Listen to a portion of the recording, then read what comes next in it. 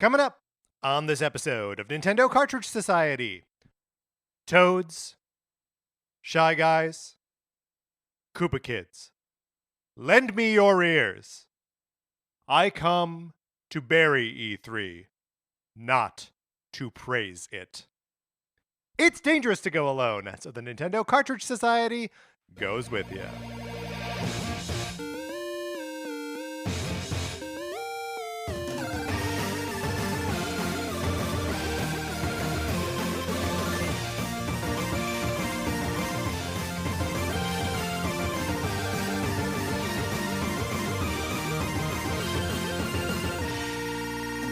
Welcome to Nintendo Cartridge Society. My name is Patrick Ellers, and I'm joined as I'm always joined by my co-host, Mark Mitchell. We've got a good show for you today. We're going to be talking about the news from the week, including the for real end of E3, maybe forever. And then on Thursday, we're talking about the Super Mario Brothers movie. But Mark, in the meantime, how's it going? It's going great. I can't believe we're at DEF CON Super Mario Brothers movie. We are at DEF CON, the Super Mario Brothers movie. The name of the movie is The Super Mario Brothers movie. This is important. One of the things that Nintendo does when they're talking about their products is always put the media after the title of the thing. Like they'll say, this is DLC for The Legend of Zelda Tears of the Kingdom game. They will always put game on there. And it's one of those I've never understood, like, is that like Japanese in its origin? Do you Or think it's like a copyright thing or like a trademark thing? I have no idea. Yeah. Like that they need to put the whole thing and then need like in its like trademarked quotes. And then like afterwards just like tag like what game the thing on is on it.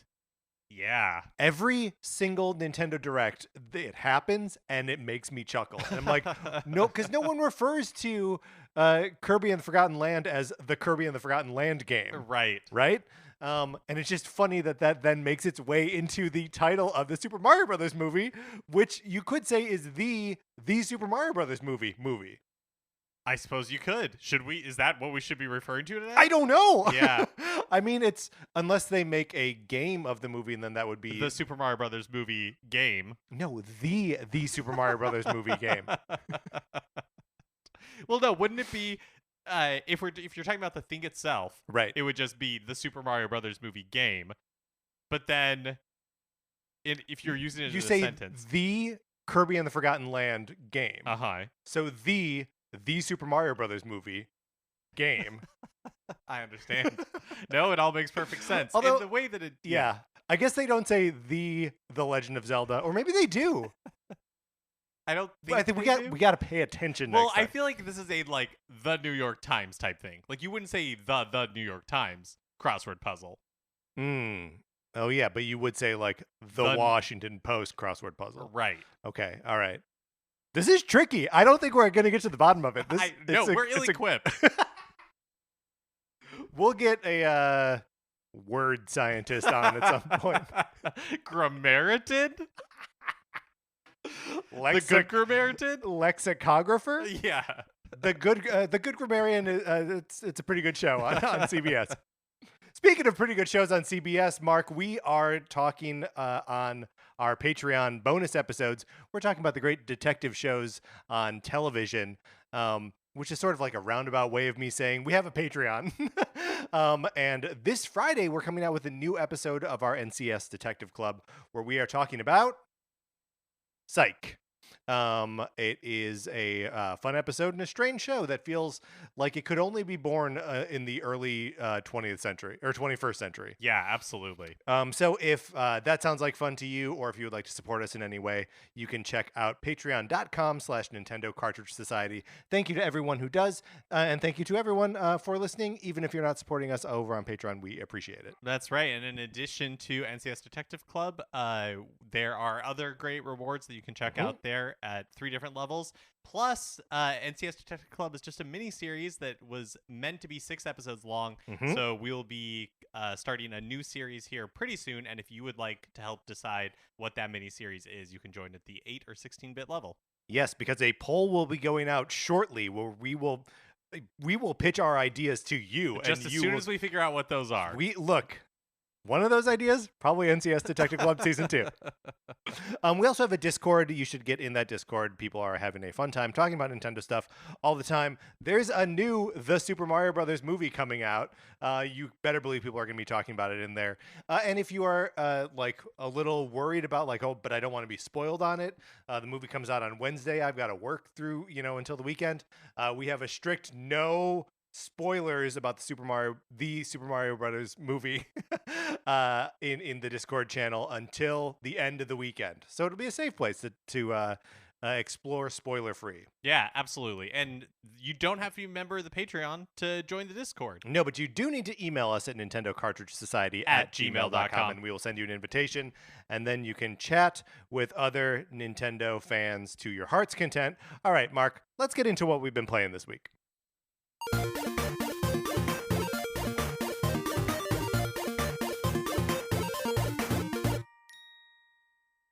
Starting, of course, with the Tetris 99 ticket update. Dun dun dun dun dun dun dun dun dun dun dun dun dun dun dun. So I think a shameful performance this week. I am now at 704 tickets, which means I have crossed the 700 barrier. I mean, that's amazing. That's amazing.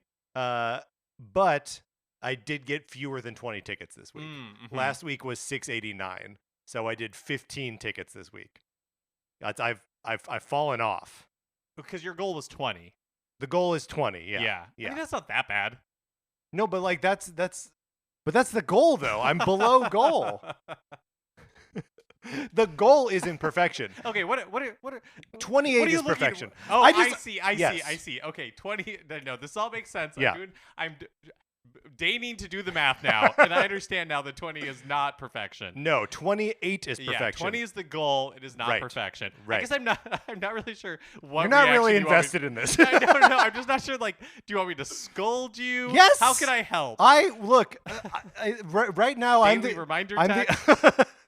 Patrick, you better be getting your tickets at Tetris 99. No, it's I don't know what I want. I know that I am not achieving my goal, and I want the reality around me to reflect that. Okay. So if you're just like, well, I love you either way. No. I'm sorry that that's not helpful, but that's just how I feel. Can I talk about something else I've been playing? Yeah, please. I've been playing Metroid Prime Remastered. Awesome. How far do you think, like how much time have you been able to put into it? Sure. So I don't know why I struggled so much in figuring out how to phrase that. Like it was like I had to put it delicately. Right. I guess now since I learned about the Tetris 99 thing, I'm like walking on eggshells a little bit. Now, this is not my fault. Okay. So Metroid Prime, I just scanned like 25% of things, so I'm about that deep into the game. Oh yeah, so you've made some good progress then. Yeah, I've been running around Fendrana for the last like hour or so. So that's how deep in I am. I don't really know like total how many hours I've put into it. But I haven't played this game since right when I got a Wii is when I played through Metroid Prime and Metroid Prime 2. So it's been that long. Wow, yeah. Since like 2007. So the game feels mostly new to me. And with the new controls, like definitly helps the whole thing to feel very new. How are you playing? How have you chosen to do the way that it serves it up to you, Okay, the dual stick controls. But it's one of the things that I find like. To interrupt? Did you go into the camera settings and like turn on the little bit of like gyro aiming that you can do? I don't think that I did. Okay, so maybe I did that. So, yeah, I I guess liked that it. could So maybe, if you go to the camera settings, you can adjust that. Here's the thing: is that whether or not I have the sort of like micro aiming in like that, I spam the lock on.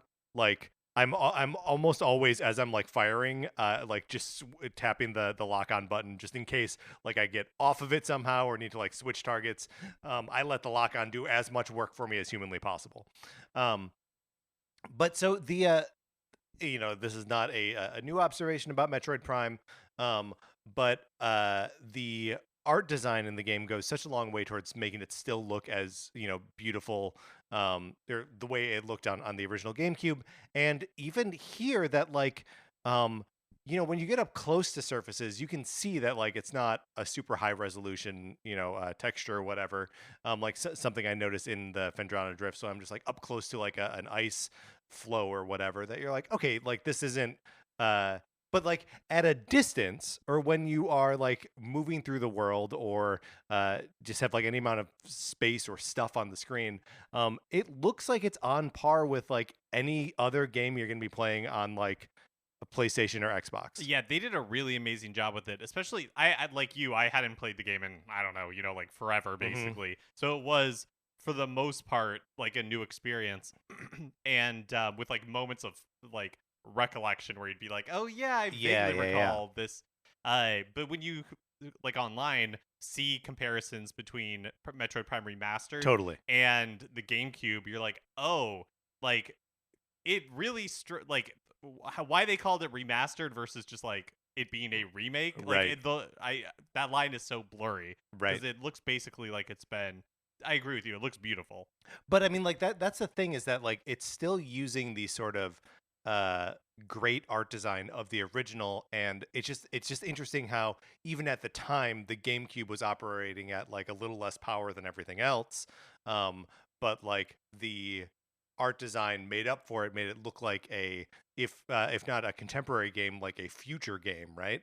And that this on the Switch obviously has less computing power than PlayStation 5 or an Xbox Series X, and it just like doesn't matter. Like the art design is a special power that just like makes the whole thing look great. Yeah, man. That yeah, I'll be really interested to hear like the rest of your thoughts on it. The first like half of that game, I absolutely loved replaying it, and the whole thing I thought was great. But by the end, I was like ready for the experience to be over with. Yeah, sure. Did you end up at some point like employing a guide to get through it? Oh yeah, absolutely. Okay. To get some of the like artifacts, Yeah, in order sure. to finish it, yeah, for sure. I to the point that I'm in right now, I've not looked up anything, because I believe that's how I played it originally. That still would have been like kind of on the cutting edge of like using guides online. Not cutting edge, but like the early in the days of using guides.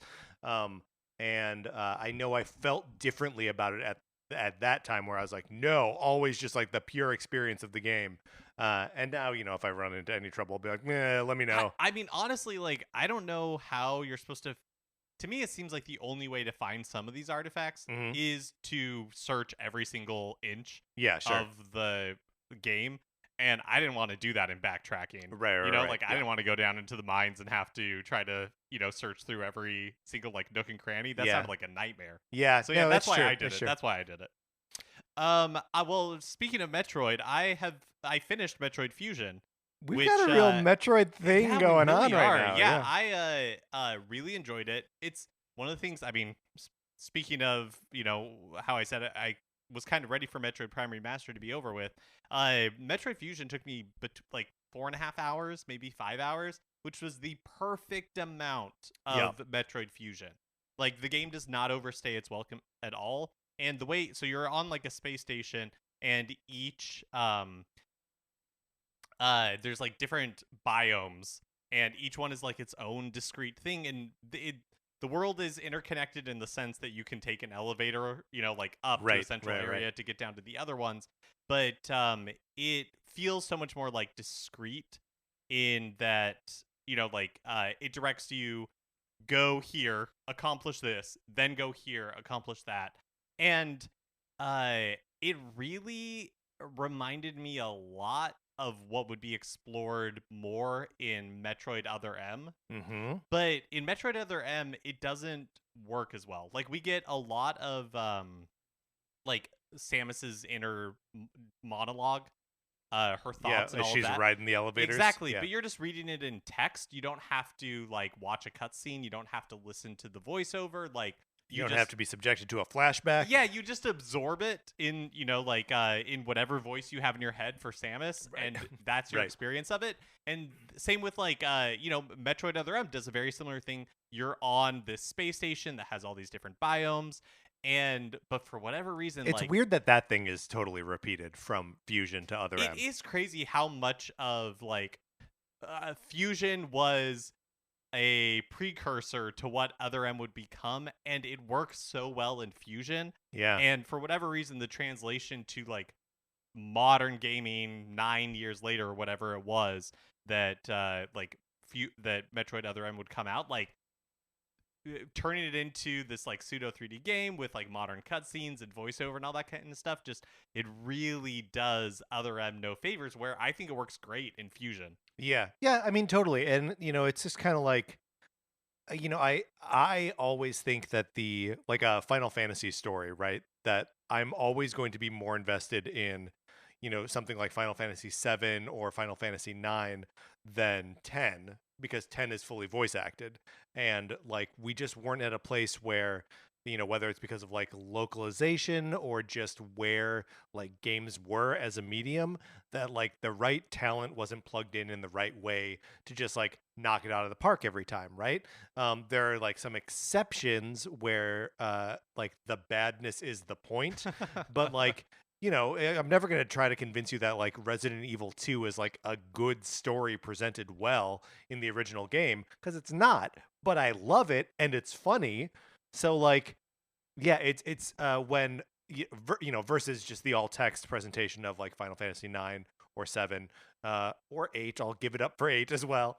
And I think like the same thing is sort of happening there, where like, yeah, you can read the words and there's not this like whole other industry of animation and acting and directing and editing that like goes into that. It's just text on a screen. Totally. And really, the point of me talking like was to praise Metroid Fusion, not to trash Metroid Other M. But also, we come not to praise. Yeah, that's right. Metroid Other M, but to bury it. Other M also just makes bad choices, like making the cutscenes unskippable.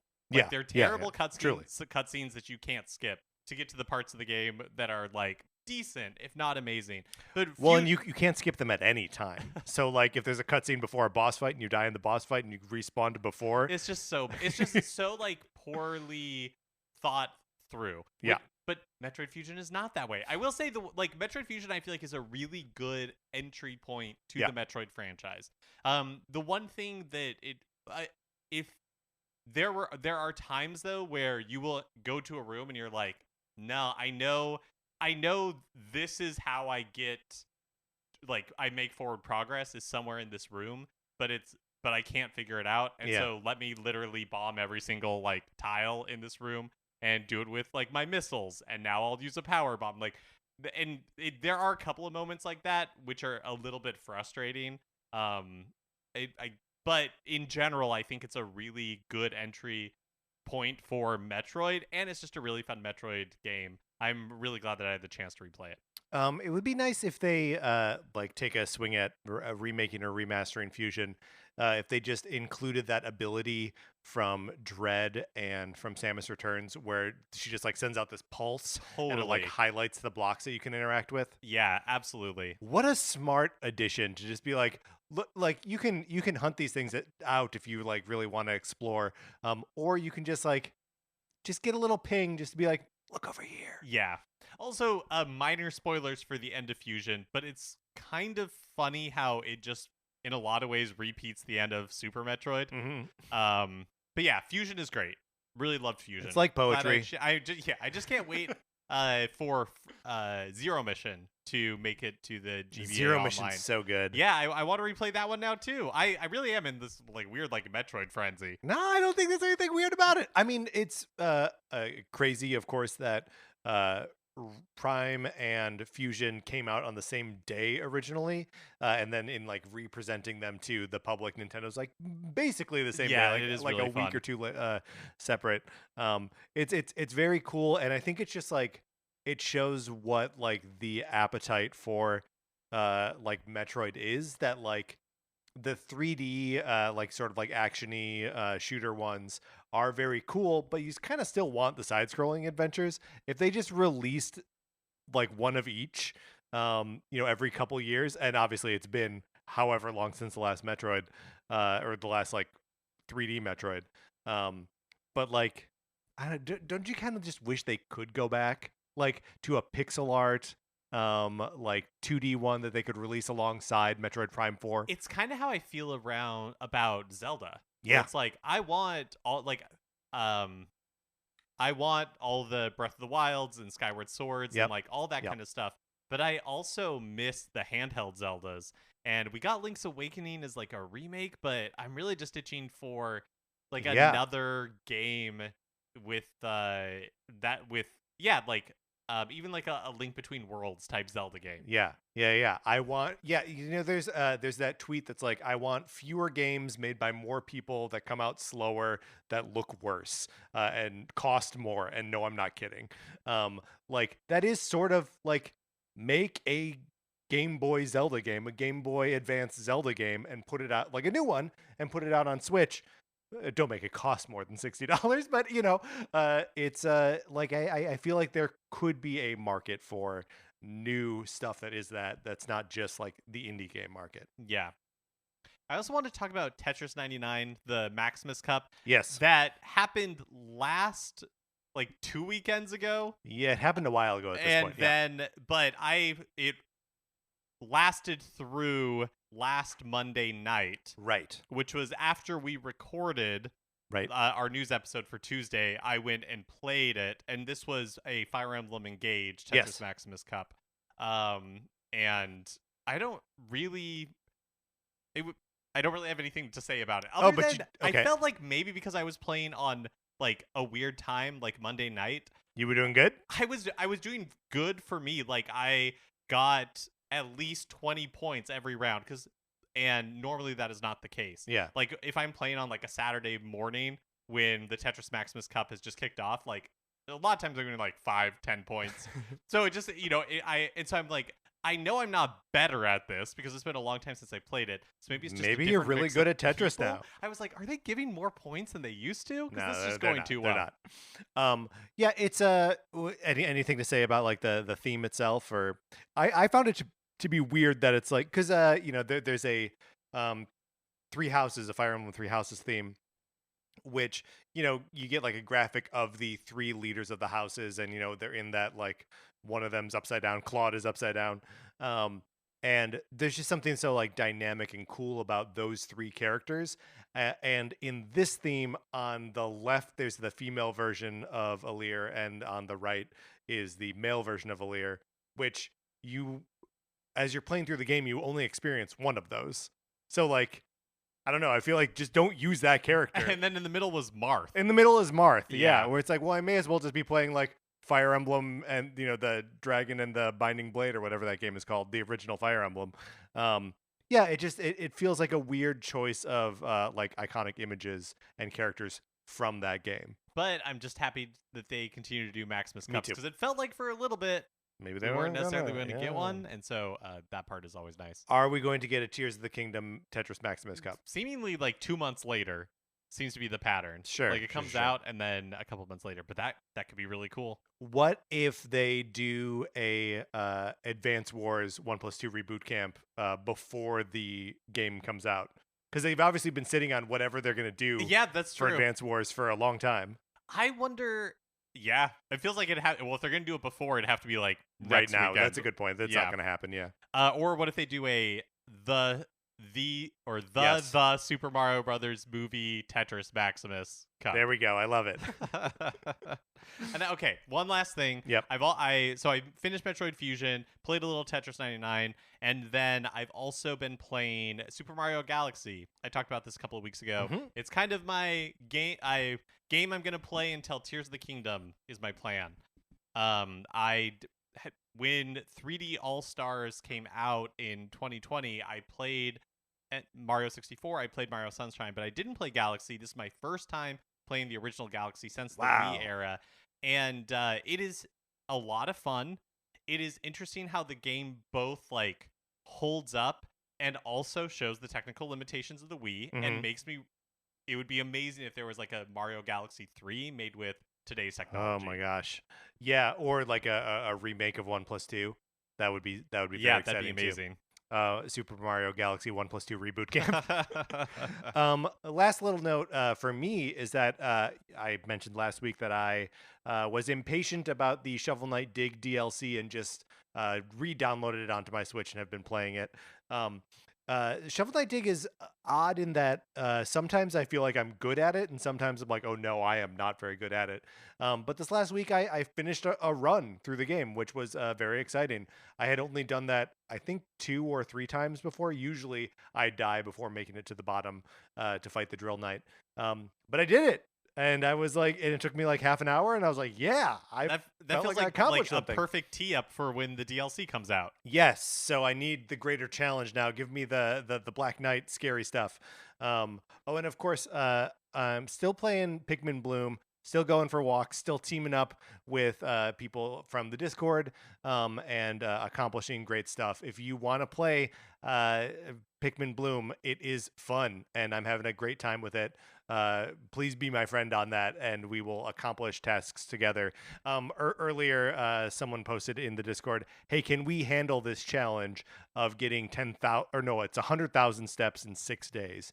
Which, if you break it down, because 5 people can take on a challenge at once. If you break it down, it's like 3,333 steps per person per day. But like everyone's got to do that. Otherwise, like you start start dropping and people got to like make up for it. But so it's a very cool place to be in, and it's fun to see everyone's like me's kind of like skipping along together, attempting the challenges. It's just very fun. I'm very glad that I a year or so after it came out, finally like got into Pikmin Bloom. I hope it never goes away. All right, Mark, that's what we've been playing this week. Let's get into the new releases and what we might be playing next week. My finger slipped and it just happened a little bit too soon. Patrick, I don't think there's any notable new releases as far as I'm aware. I think you're right. There's the 7th Guest is being released on Switch on Thursday. April 6th. That's like the only game whose name I even recognize. There's a game in here called The Answer is 42. Seems like that'd be a pretty easy one to beat because it tells you what the answer is. There's Catgotchi, Virtual Pet. Mm-hmm. There's Curse of the Sea Rats, which Ooh, that's a pretty good name. I'm pretty sure that was going to be the title of the 6th Pirates of the Caribbean movie. And then what else we got here? Kitty Rainbow, sure. Road 96, Mile Zero. Paparazzi. Is that like a dog's taking pictures of celebrities? Or is it a regular paparazzi who like just chases down like the dog who plays Eddie on Frasier? Which is it? Do you think the dog is the photographer or the celebrity? Well, is it both? I can let me tell you what it is. And actually, this looks pretty cute. Put your love for pups to the test. We have a bunch of dogs that need their photos taken. Doggone it. Photograph and catalog. That test my love for dogs? Photograph and catalog the finest and derpiest dogs to build your career. Upgrade your camera and discover new canines. Woof. Love it. Oh my gosh, this show me. It just looks so cute. Oh, it does look cute. Yeah, so Paparazzi, the stealth game of the year MVP every year. Release of the week. All right, Mark, let's get out of the new releases.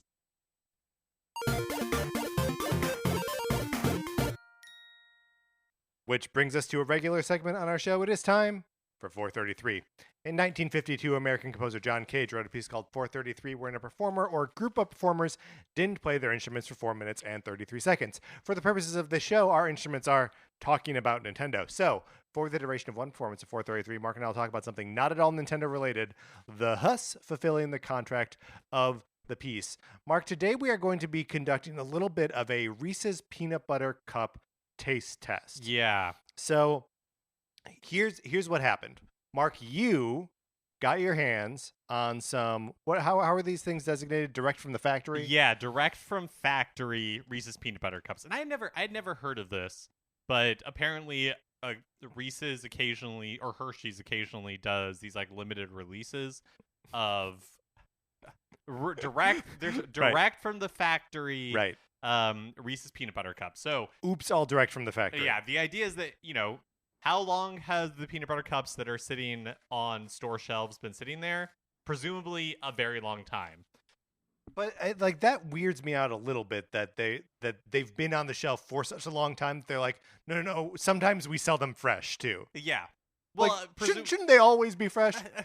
The logistics of that just seem impossible, though. Well, you would have to have lots of local manufacturers of Reese's peanut butter cups, so you're getting them from specific markets, and then there wouldn't be consistency of flavor and texture between products. So like different markets would have different kinds of peanut butter cups, but I'm into that. And so I ordered a package of them, and you and I tried these a couple of weeks ago, and like They're good. they're good. Told ourselves that the peanut butter was a little bit smoother. Yeah, a little less Maybe. grainy. But really, Who knows? We felt like we needed to. The only way to really determine whether these direct from the factory peanut butter cups are superior was to do a little bit of a taste test. Right. So I think what we need.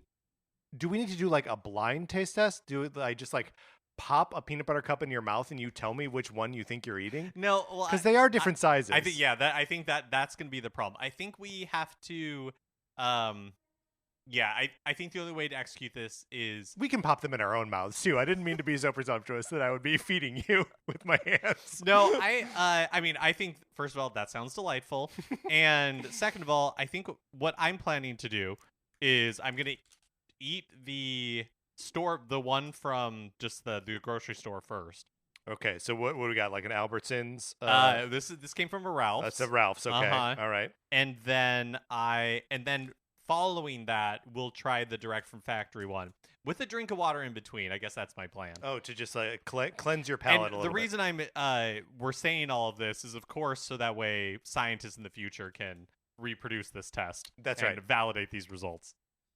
Okay, so Mark, I'm going for it. Mark is taking a bite of the grocery store. He's just the full thing all the way in his mouth. It is a one bite and it's done situation for Mark Mitchell, chewing his way through it. Left a little bit of chocolate on the cup wrapper. It's a little warm in here, so sometimes that happens. I've got to say, as far as store Reese's peanut butter cups go, that was pretty good. Okay. I'm gonna do the same, except I'm just gonna take a bite. Okay. Now Patrick is chewing it. You're right. Not a bad as far as grocery store experiences go. Not bad. It doesn't feel that old, and maybe that's just like the illusion of peanut butter cups and why it doesn't matter if it's store bought or direct from factory. But now let's move to the direct. Now we move to the direct from factory. This is more snack size. Let Patrick go first on this one. He's considering his options.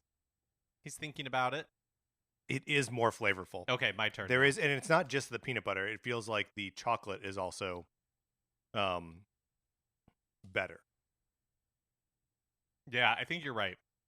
I will say, though, only by comparing them side to side can I really tell a difference. I just fully mangled one of these cups by sticking my thumb into the middle of it. I think I was trying to like pull it apart so I could take like a little bit of a bite. Made a mistake. We should never eat on this show. No. So I guess I would say yes, they are better, but probably not better enough to like go out of my way to get them. Justify the outrageous expense. You spent what, $13,000 on that bag? $13,000. Wait, I mean, when you break it down by unit, there's 36 in there, so right. So it's only what, like $80 per peanut butter cup. Are you a big peanut butter cup guy? I love Reese's peanut butter cups, but I don't eat them very often. I guess we'll never know if I'm a big Reese's peanut butter cups guy. Mark, we were accompanied today by pianist Kyle Shaw. All right, let's get into the news. We're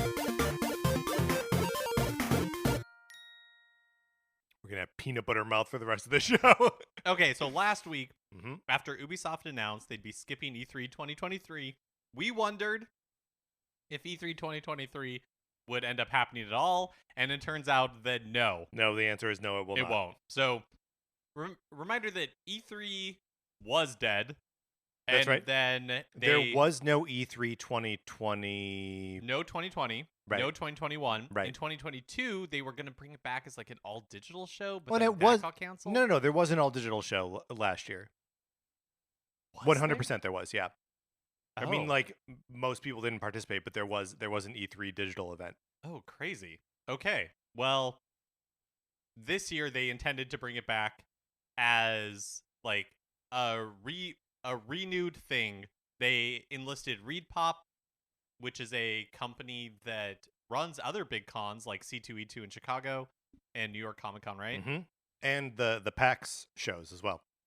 And so it felt like there was a lot of optimism going into this year's show, but in the end, it seemingly wasn't enough. And the ESA and ReedPop have confirmed that E3 2023 is officially canceled. Was there a lot of optimism going into it? I feel like when the deal was first announced, yeah, that, or at least for me personally, I felt like it was like, oh yeah, like this could be a chance to redo what E3 is and kind of breathe new life into the show. It didn't work out that way, but I was optimistic. yeah. I mean, it is interesting how kind of we had known for I guess a little less than a month that Nintendo, Sony, and Microsoft were not going to be on the show floor, while still expecting probably both Sony and Microsoft to do something. Like Microsoft is, are they at LA Live again? Or I think so, okay. yeah.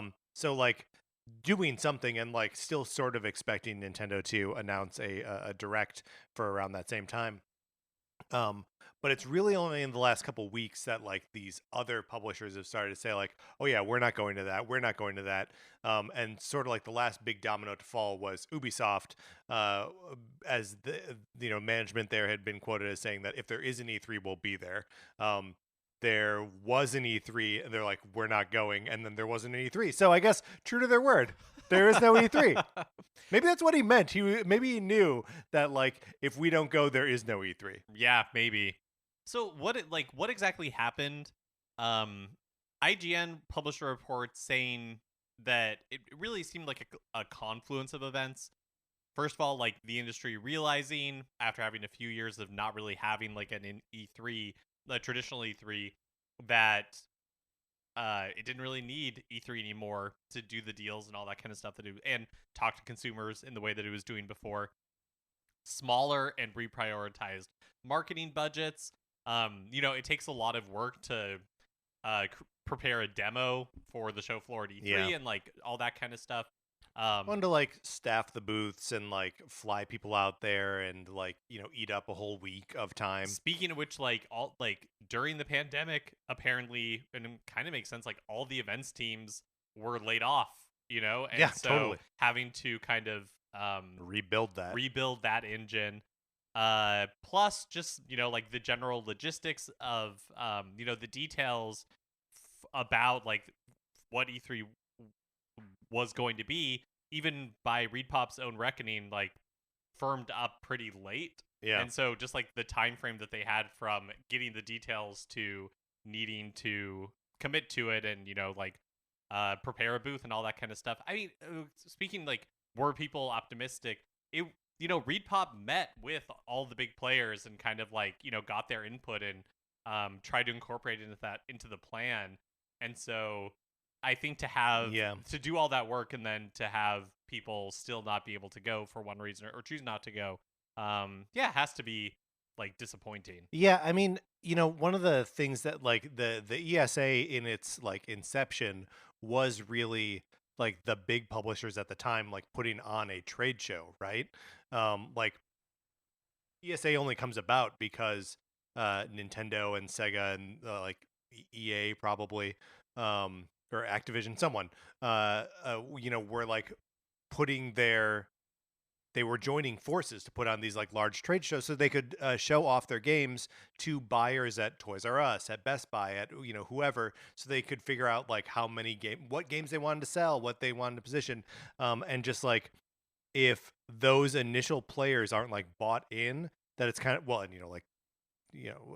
the equivalent of the initial players in Microsoft and Sony, like what even is this? I mean, it speaks to the need for the show to be reinvented, and then you're reinventing a like brand new thing, and starting a new thing is like impossible, right? And at that, like you said, like ReedPop runs PAX, like it already runs these video game shows. So at this point, E3 was like trying to compete against those, and I feel like it is unfortunate in the sense that I have a lot of fond memories of E3, but maybe it is really just true that the industry is big enough that it doesn't need an E3 anymore. Yeah. And I feel like the ESA is still saying that they plan to regroup with ReedPop and that the show could come back. But at this point, I mean, that just feels like it would be so shocking. Yeah, well, and like, kind of notably with like all of the like statements going out about this show being canceled. Uh, in years past, anytime there's been like, we did this year, but we're coming back next year, or we look forward to continuing the show in the future. And that may be part of their internal messaging or part of their goals, but it has not been part of their external messaging. Yeah, I feel like last year they, like announced the days. Yeah. And They did. of that it was going to be in 2023, and like booked the LA Convention Center and like Right. did all the things you would do to show that we're committed to doing it. Which was sort of like the tradition of E3s in years past too. That like you finish the E3 and like the last thing you announce is the dates of next year's E3. There's always just like a fun, little like capper to the event. And they did that last year, and now there's nothing. I don't know. It feels dire. And I'm with you in that like I always like E3 as like an event, a reason to text all your video game friends and be like, "Did you see this thing?" And in I was gonna say the last couple of years, but in the last couple of years of in-person E3, you and I got to go, and that is fun to do and fun to see stuff before it comes out, and just like take part in those like Nintendo Disney-like attractions. But I understand that is not everyone's experience of the show. But I wish that people could have the opportunity to do that. I guess go to Universal Studios and see Super Nintendo World, and that's like the same thing, and probably better. Yeah. Also, I looked it up, and there was no E3 last year. No digital event either. Everything was canceled. Really? Yeah. Okay. So, yeah, it really has been since 2019, I think, that there has been any sort of E3. And at that point, you're, like 3 years removed from doing an event. Yeah, I mean, the odds really were stacked. Yeah. I feel like bringing in ReedPop was a smart idea, but the odds were just stacked against like E3 coming back. Yeah. On Thursday, we talked about the Tears of the Kingdom gameplay footage released last Tuesday, but in that video, Nintendo also officially announced the oft-leaked Tears of the Kingdom Special Edition Switch OLED, as well as a Tears of the Kingdom themed Pro Controller and Switch carrying case. Those latter two, I don't think we knew about. The Right. OLED had leaked, Mhm. but the other two were kind of a surprise. I picked up one of those surprises, the Pro Controller. I placed a pre-order for, so I'll be picking that up along with my Tears of the Kingdom Link amiibo when the game comes out. I've pre-ordered the game digitally because I wanted to use vouchers for it. But I will still be going to Best Buy on the day that the game comes out to pick up other stuff. And the Switch OLED Special Edition launches April 28th for $359.99. We've talked about these special editions like the Splatoon one and the 3 one in the past and all that kind of stuff. Right. I haven't clocked that the special editions are $10 more So than they the weren't, regular console. yeah, they weren't always, but what was the last one that came out? The Pokemon one, maybe? Maybe. That one was $10 more, and that was the first time I remember seeing someone clock and go like, wait a minute, they're charging $10 more for these special decals. editions. Yeah. But the Pro Controller is $75. Is that the regular price for a Pro Controller? I'm not sure. I'm not sure. I can't remember. I just bought it. And then the carrying case is $25. And like you said, Patrick, those will launch with the game itself on May 12th. Friend of the show, Ryan Mogi, pre-ordered the Switch OLED Tears of the Kingdom version, which is great. I encourage people getting excited about it. She texted me and was like, "That thing looks pretty. I want it." I had showed her my OLED the weekend before, and like she sort of said half to herself and half to me, I didn't plan on buying a new Switch. Just resigned to the screen is so much bigger and brighter, and it's just better.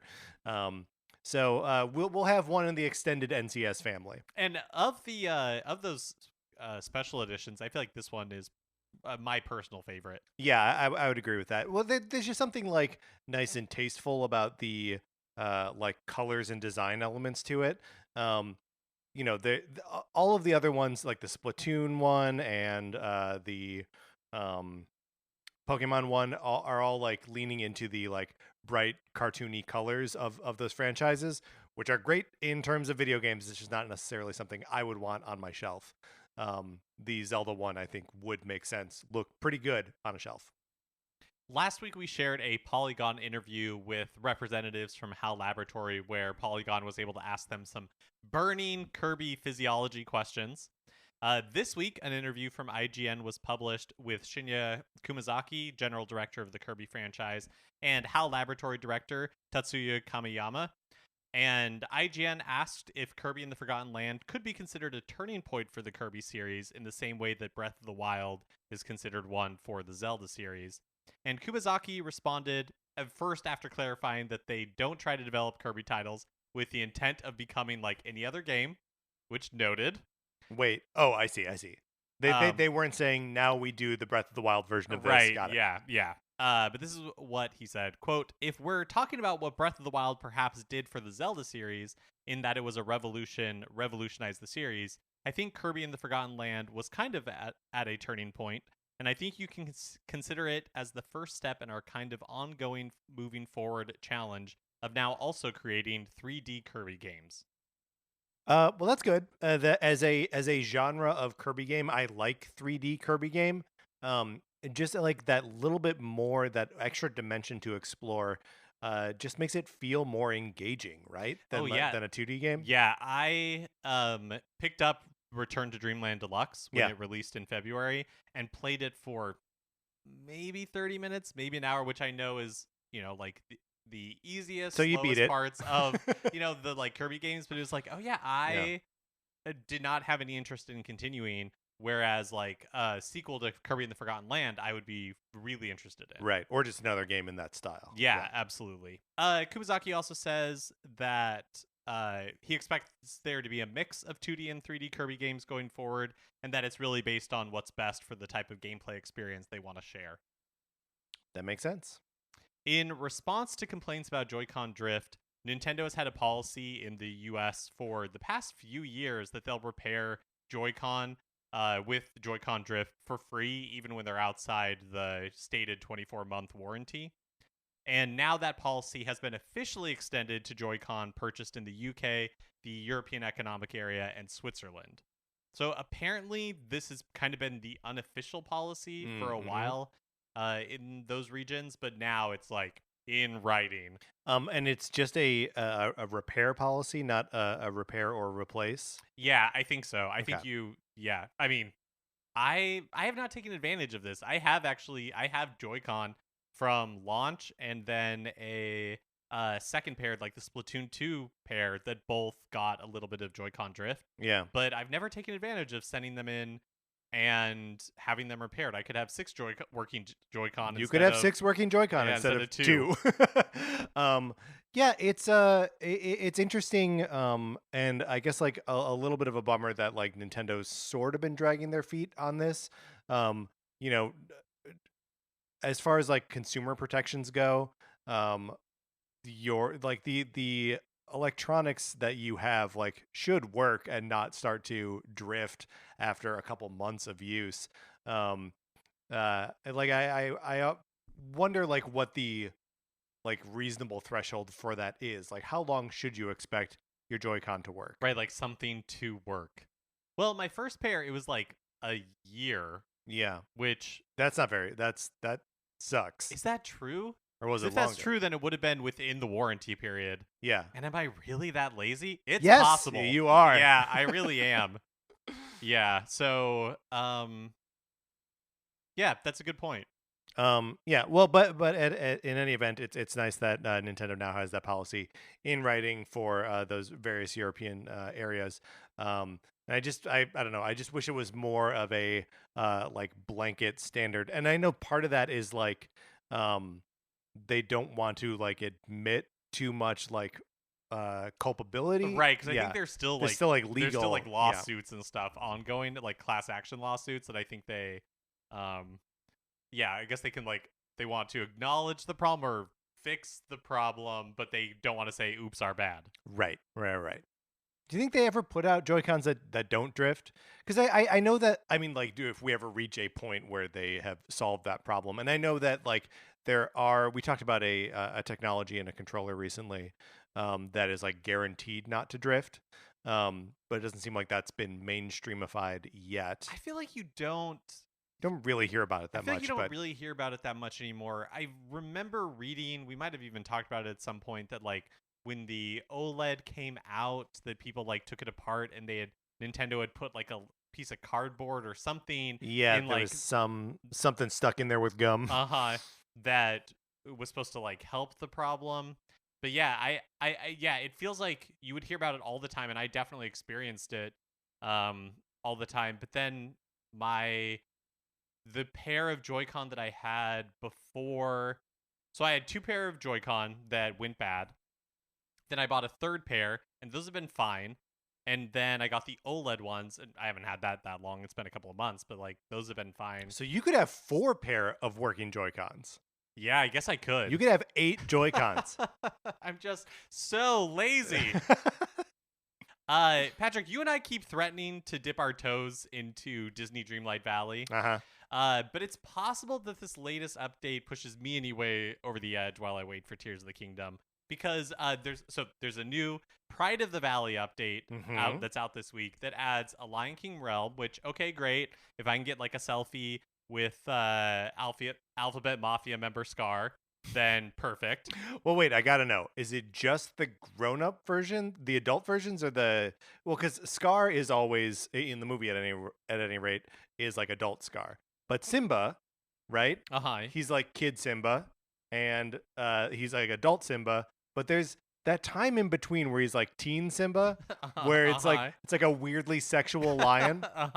And if we can interact with that character, or with young Scar before he has the name Scar, okay, where his name is like Taka or something like that, and it's like Swahili for garbage. Is this in like Lion this King is all 1.5? real. This is not in my head. This is all real. Okay. No, not 1.5. Because 1.5 would be teen Simba. Oh, for sure. But no, there's some like young Scar stuff. Is it Scar, or is it like Scar's like nephew? No, I think it's young Scar. Okay. Well, we'll have to look. We need to do a little research. Yeah. I mean, I think we just need to buy Disney Dreamlight Valley. Well, the screenshots show them as adult Nala and adult. So I am guessing the Scar shows up, but I don't even know that that's true. Timon and Pumbaa? I have no idea. Okay. Zazu? No clue. The hyenas. The only characters I've seen are adult Simba and adult Nala, and my assumption is that they wouldn't deprive us of Scar. No. And my assumption is they wouldn't deprive us of Timon and Pumbaa, but I have no proof. That movie's got a ton of gay icons in it. I love it. I have no proof. But something I do have proof of is that there's also some theme park content. Here we go. So the copy says, celebrate Disney parks with the most ambitious and magical star path yet. I don't know what a star path is. Place your very own Pixar pal around. That's the like giant Ferris wheel at California Adventure. Okay. Dumbo the Flying Elephant, or Mad Tea Party rides, and transform your valley into the happiest place on earth. Now look, it's not a lot. That's not a ton of theme park content. The 3 they chose are obvious candidates, other than like the big Ferris wheel. But it's planting a seed. But yeah, give me some. Look, if they have a Disneyland Mountains expansion, get like a Matterhorn. You got some yodeling going on. Oh my god, I would. While you're taking a picture with Scar. Yeah, I'd pay $20 to be able to put a Space Mountain into a game I'm not even playing. Yeah, I mean that's probably at least what you'd have to spend in order to unlock that content. So yeah, Disney Dreamlight Valley. I got my eyes on you. One of these days, it's gonna happen. Like we're gonna do one of these episodes. We're gonna get to what we've been playing, and we're both going to have to tearfully admit to the other that we've been playing it. We've bankrupted ourselves, unlocking dream coins or whatever it is. Star Paths.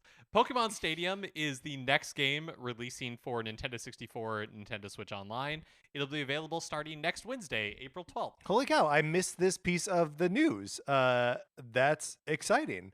A little strange. I know Pokemon Stadium allows you to do other stuff. But my memory of Pokemon Stadium is that what made it so cool was that you were bringing your own Pokemon from your actual cartridge of red or blue into the game by jamming it into your Nintendo 64 controller. And just the surreal experience of using your Charizard in a 3D battle against, a computer controlled Pokemon was just very, very cool.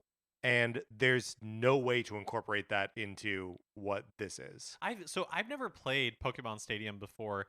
And so how did you know it was your Charizard? Like it had like the stats and the nickname that you gave it, sort of thing? Oh, okay, cool. I mean, that's all a Pokemon. That's all your Pokemon is. Sorry, it's just some specific data.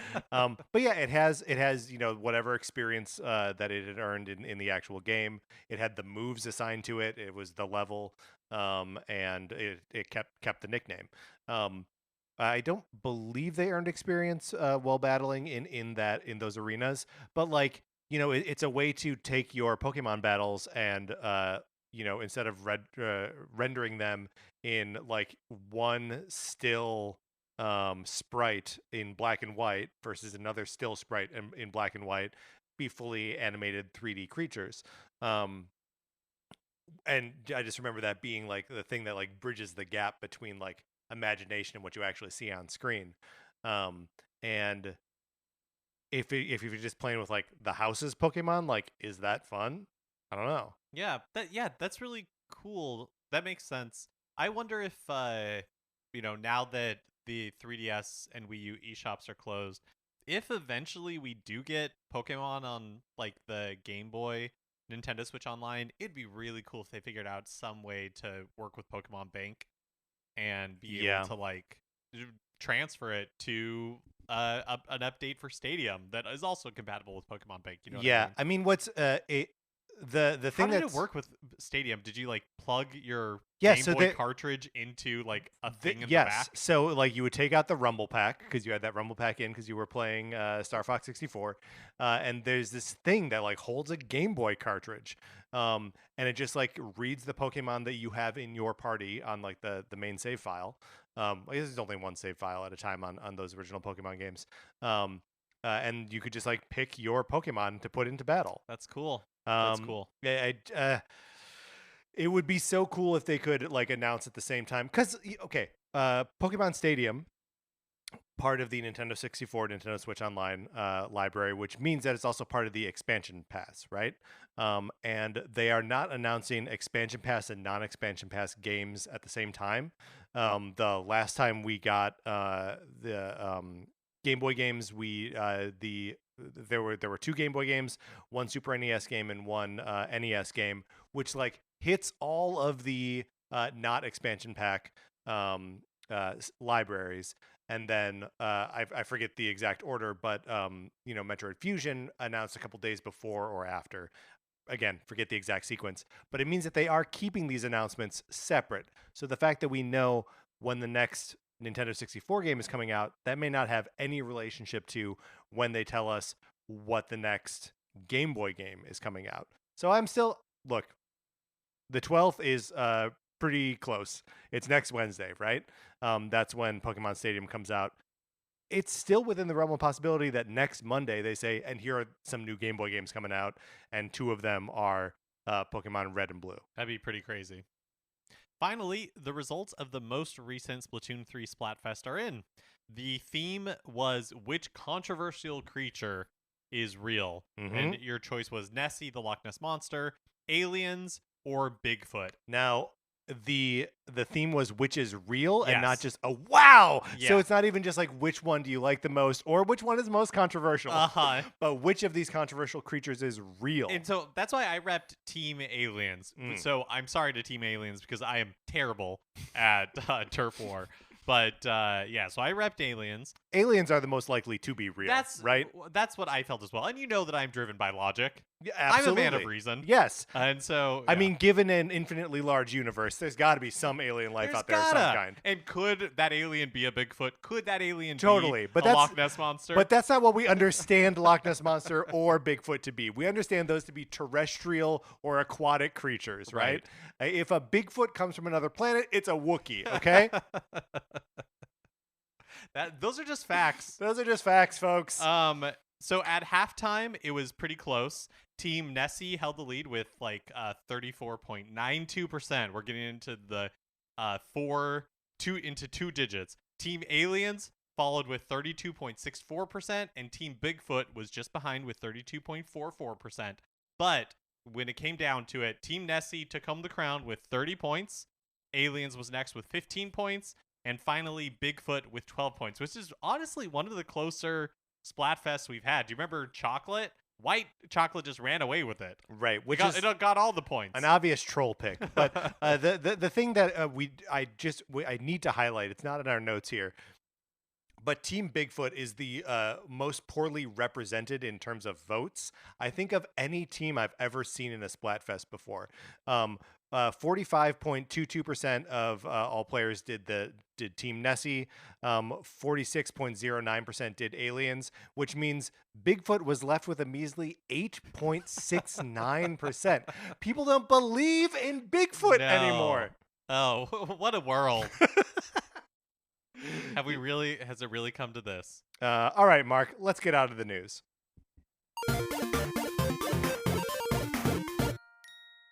All right, that is going to do it for this episode of Nintendo Cartridge Society. You should join our Discord. Just send us an email and we will let you in. Anthony DeLuca made our logo. Our theme music is provided by 8-Bit Betty. You can get more of his music by going to 8bitbetty.com or by listening right now.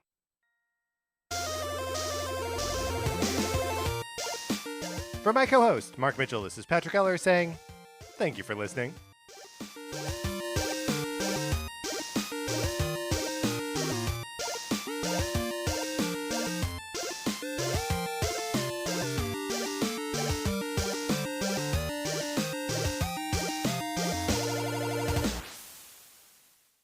Also, I gotta say, I finished that the straight from the factory peanut butter cup while you were reading the news, and the chocolate is so much better. Like, it's so much better. It's not the peanut butter at all. The peanut butter, that's a trick. It's the chocolate. So you think it is worth it? $13,000? Was it 13 or 18? Who knows? It's a rounding error.